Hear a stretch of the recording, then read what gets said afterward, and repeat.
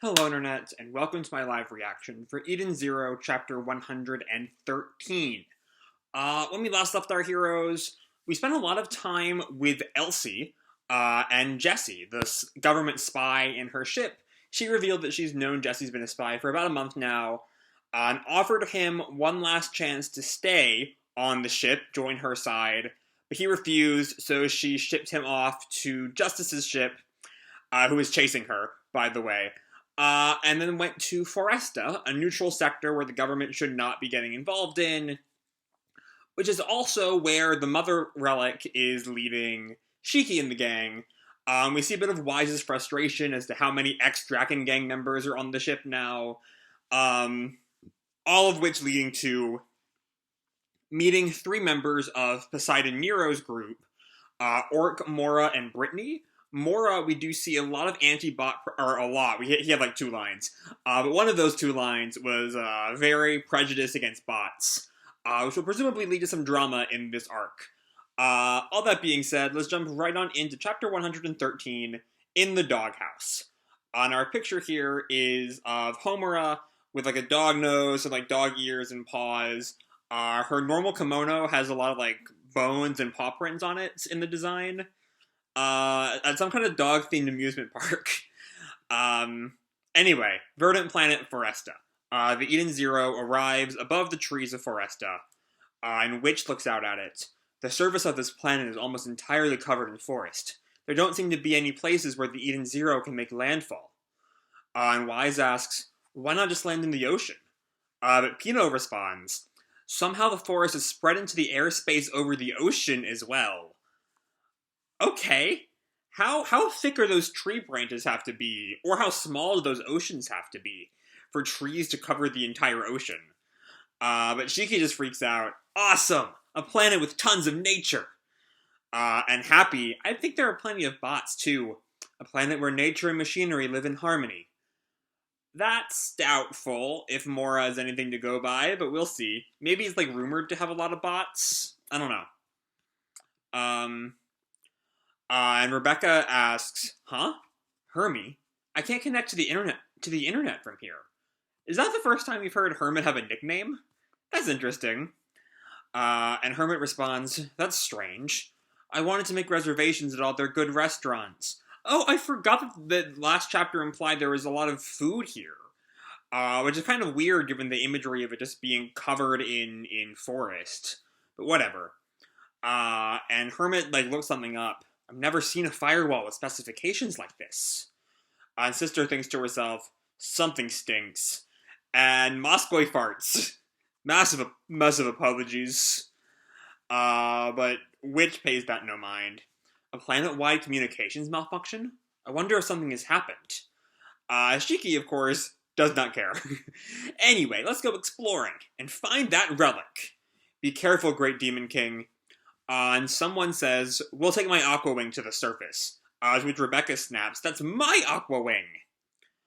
And we see on the surface, it's the main human crew, with Pino and Happy, Shiki, Wise, Rebecca, and Homura. But maybe it's just because this is part of the Aoi Cosmos. But fish are swimming above the ground, with the trees. And the crew looks around. It's one awesome forest. I'd say it's more like a jungle. Rebecca returns to Wise at that. So, what is the difference between forest and jungle? And Homura responds, jungle sounds tougher, as a word. And Happy sees the fish. Look, there are fish swimming in the air. And Pino responds, now recording a mystical scene. It is fascinating. And Rebecca, perhaps a little bit more ADHD than we thought, immediately turns to her phone to start Googling that. Forest, jungle, difference, and search. And I can make that joke earlier because I am ADHD, and that's exactly what I would do in this situation. Anyway, she searches the difference, and then turns to Wise. No good. I still can't bring up the net. And Wise snaps, continuing this, like, old man streak we've seen from Wise. Can you kids from 50 years in the future go a day without the net? Which is kind of weird, though, because, like, For the first 100 chapters of Wise being in this, Beta Wise being in this story, he's kind of never really made a big deal over the fact that he's like displaced in time. And now in the past 2 or 3 chapters, every chapter he makes a crack about 50 years in the future. Also, for not long-time viewers, I use Alpha and Beta Wise to distinguish between the old Wise, who is from the original timeline, therefore the Alpha Wise, and our main character Wise, Beta Wise, because he's from the second timeline. Just a little bit of nomenclature that I've been using for a while, but not really had to because Alpha Wise has not been in the story in a long time. Anyway, can't you kids from 50 years in the future go a day without the net?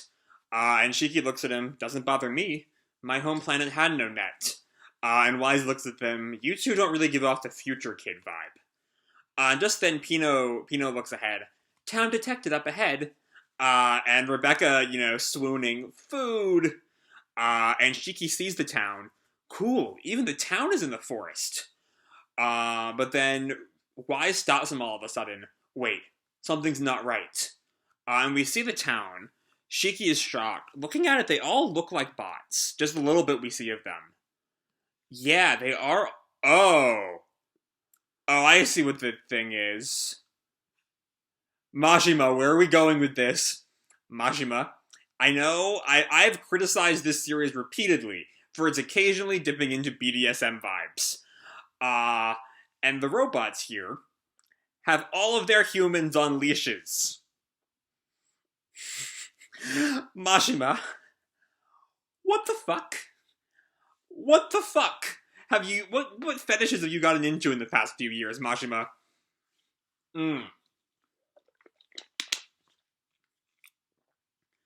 Okay. I am all of a sudden very skeptical of this arc. Shiki looks at it. The bots have humans on leashes. Like they're all pets. And Rebecca sees something. That's not all. And we see some humans either dying or dead and underneath a building.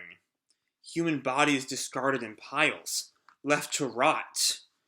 And Shiki looks at it. That's awful. And we see some more people crying for help in cages. And people locked in cages. What in the cosmos happened? And 2 bots see each other. Hello, Kevin. Hi, Willem. Your human looks nice and healthy. Haha, I gave him a healthy diet. My human's lost her appetite. She may die soon. And we see her, very clearly the worse for wear. How does this vibe with the humans we saw? How does this fit in with the humans that we saw last chapter? Who, like I said, Mora brought up some very big anti-bot prejudice in his 2 lines. I don't know, especially because we normally see bots seen as inferior to humans. But here it seems to be the opposite. Is that a specific Sakura Cosmos, Aoi Cosmos difference? Because also Red Cave was mostly was all bots except for Andrew. I don't know. And Shiki just listens in on this conversation, shocked. And the top hat one is Willem. Willem asks, do you bathe her often? And Kevin responds, what do you mean? It is important to clean your human in water on a regular basis. I see. And you feed them with food from the old world. I've been giving her dog food. Okay. This is a lot. This whole concept, this whole setup right here is just a lot. And the healthier human turns over to the dying one. Audrey. Audrey's her name. Just pauses. Are you okay, Audrey? Alan, I don't think I can go on any longer. And Kevin kicks at Audrey. I told you not to speak, you dumb human. I'm sorry. Take that, and that. Ow. And Alan, tears streaming down. Stop, please. Audrey's my fiancé. Those evil. And Shiki, ready to go. And Wise holds him back. Wait, Shiki. And Willem responds, you mustn't abuse her. Alan reaches out for Audrey. Audrey, in the old world, humans wouldn't think twice about breaking us. And we see Rebecca, who asks, "The old world? Humans are much more difficult to repair. You must take care not to break them." And Kevin counters, "I cannot agree. Bots are meant to be free." And his hand, drops down, revealing a cannon, and he shoots Willem in the head. Everyone just watches in shock as Willem's body drops. And Alan picks up Audrey. "Audrey, now's our chance." Ugh. And he tries to run off now that Willem is dead. Bots are meant to be free. And that look seems to imply that maybe he realized he's about to attack Alan and Audrey. And Rebecca asks, or not Rebecca, Homura, "What has happened upon this planet?" Rebecca responds, "They mentioned an old world. Did the world change at some point? A world where machines rule over humans, eh?" And just then they hear a robot in the background. "I'm finding human readings in this area." And Pino notes that a robot is approaching. "What do we do?" And Rebecca tells the group, "Everybody, get on all fours." And a robot appears, kind of has this stern expression, as much as you can have an expression. And we see here, it looks like Happy and Pino are pretending to be the crew's owners. Arf, arf, oops. Homer actually lets out a dog sound. And Wise kind of growls at her. Happy waves at the robot. "Hi, hello," Pino chimes in. And the robot looks at the two of them. They kind of start to sweat. "Are these all your humans?" "Yes, sir." "That's pretty good for such little guys." And then the robot turns to look at the four of them. "Would you mind giving me one?" And Happy's like, "You can't have them." Pino also comes in. "These humans mean a lot to us." And the robot picks up, grabs Rebecca by her face. "Aw, I really want this one." And Happy snaps, "You can't have her!" "What?" And Shiki looks up at him, anger in his eyes, and uses ether gear to slam gravity down on the robot. "What the ground?" And Wise, who is very clearly, particularly adept for this kind of battle with his Mashima maker, just grabs the bot by the face and shatters it. Ugh! And the robot collapses, and, seemingly dead at Wise's hands, and Shiki snaps at him. "Wise, did you kill him?" "I only shorted him out. He's not dead." And Homura tells them, "Now's our chance to escape, Arf." "Arf?" "This way." And we see someone, and it's Couchpo! "Come with me." Couchpo? I was actually wondering, what is she, on last week's chapter, double spread cover page, given that she's in the, I assume she was in the Sakura Cosmos, and we've now kind of left that field behind. What was she doing on the cover there?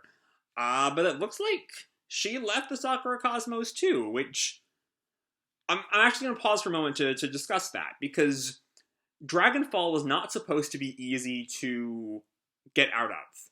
And so I was right about to start complaining, oh, how is she able to get out so easily?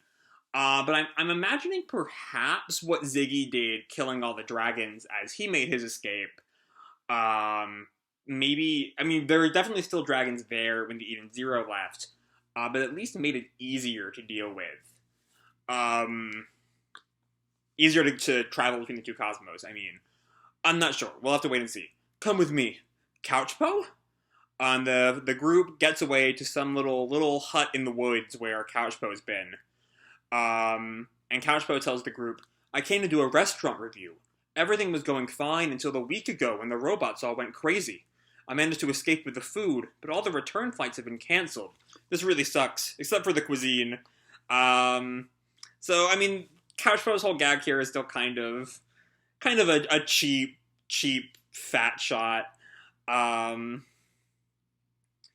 But anyway, that does kind of bring up some questions. Going what I was just talking about with Dragonfall. It was a whole thing. They could not leave the Sakura Cosmos without getting the Starshines together. But the fact that there's already return flights in place, an entire airline or space line system, I guess, already set up, kind of strains believability. Um, like, the Ziggy had his breakthrough through into the Outway Cosmos, what, a week ago? Maybe a little more than a week ago? We're not entirely sure how long passes between arcs, but not long. Um, so I don't know. Like, was there an easier way to get through the Dragonfall? Like, I'm a little maybe I'm probably making a mountain out of a molehill here. This is not a concept that really matters, but it's one of those things that's like Mashima's world building always. As much as I'm, clearly a Mashima fan, I've done hundreds of videos on Hero Mashima manga. His world building feels kind of, he comes up with it as it goes. He sees a need for something and then he just throws in some world building there. Anyway, let's move on. And today I went to town for more food, and there you were, Becky. And we see she's still eating as she's talking to Rebecca. I'm just as surprised as you are. And Homura asks her, "What happened a week ago?" Out of nowhere, somebody hacked everything. The TVs, the internet. And Rebecca asks her, "Who would do that?" "Oh, it's Ziggy. I can't believe it took me 10 pages to piece together that it's fucking Ziggy. It's clearly Ziggy. Given all of Ziggy's talk about robot dominance, it has to be Ziggy." But Couchpo looks at her. "When it happened, there was someone on every screen in town. A skull-faced robot. Yeah, I cannot believe it took me this long. I'm a little embarrassed. It took me 10 pages to work out that it was Ziggy." And Shiki reacts, with shock, and Happy responds, "That's Ziggy!" And Wise asks, "He did this?" "Yes. I don't remember exactly, but he said something like, robots will rule over humans." And then Shiki thinks back to what Ziggy told him back on Granbell. "Now is the age of mechanical life forms. We will rule over all humankind." And there was something about, we'll start with this planet? Then the bots started attacking the humans. There was a huge panic. After that, they killed or captured all the humans. They'd completely taken over. And Shiki stands up and, slams onto the table. "Is the skull robot still here?" "What's wrong, little Shiki? Are you hungry?" "I don't know. You don't have to be on a planet to hack its systems." And so Rebecca thinks to herself, then it was Ziggy who made Foresta's robots go berserk, so they would rule over humans. And just then, a big explosion happens right next to Wise. The wall! And we see what appears to be the robot from earlier, but now much bigger and much more powerful. "There you are, humans. And food thief. It's a robot! How rude! I paid for this food!" And Wise looks up at him. "He's huge! He must be a battle droid." And Rebecca asks Shiki, "What do we do, Shiki?" "I know he's not necessarily doing this because he wants to." That's a question of agency we're going to address after I finish this next page. Because that's something we're going to have to bring up, it looks like. But the robot brings his fist down. "I'll break every one of you to pieces." And he goes to slam down on Shiki. Bad choice, all things considered. Because Shiki, with his gravity powers, can very easily stop the fist. And he slams his foot down. "But if he's going to hurt my friends, then I have to take him down." And that's the end of the chapter. Okay. So, let's talk about Foresta. Because, on the one hand, if you remove the leashes, if you just did, humans are slaves, then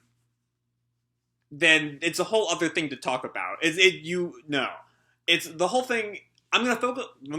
I'm piecing my thoughts together. One of the things of live reactions is that I'm always piecing my thoughts mid-video. Let's talk about the leashes before we talk about everything else going on. Because you could. It's not particularly hard to do this story without the leashes. And maybe even had I not seen, the last 100 chapters of this series. So specifically characters like Madame Kurenai, like Daichi of the Element 4, I might look at the leashes as just, random, inconsequential, especially because they're not presented in a particularly horny light. But I have made, I am made well note. Hold on, still putting my thoughts together. I have made note several times, many times over the past 113 chapters, of how much Mashima loves to dive into BDSM in this series, and not really in a thoughtful way, an introspective way, but in a horny way. It is one of my biggest gripes of Eden Zero. Even it bothers me more than Fairy Tail's horniness would be, because Fairy Tail's horniness, if I get a little bit off topic here, here's another example of my own ADHD, like I brought up earlier. Anyway, if I get a little bit off topic here, Fairy Tail's horniness always felt a little bit more innocent.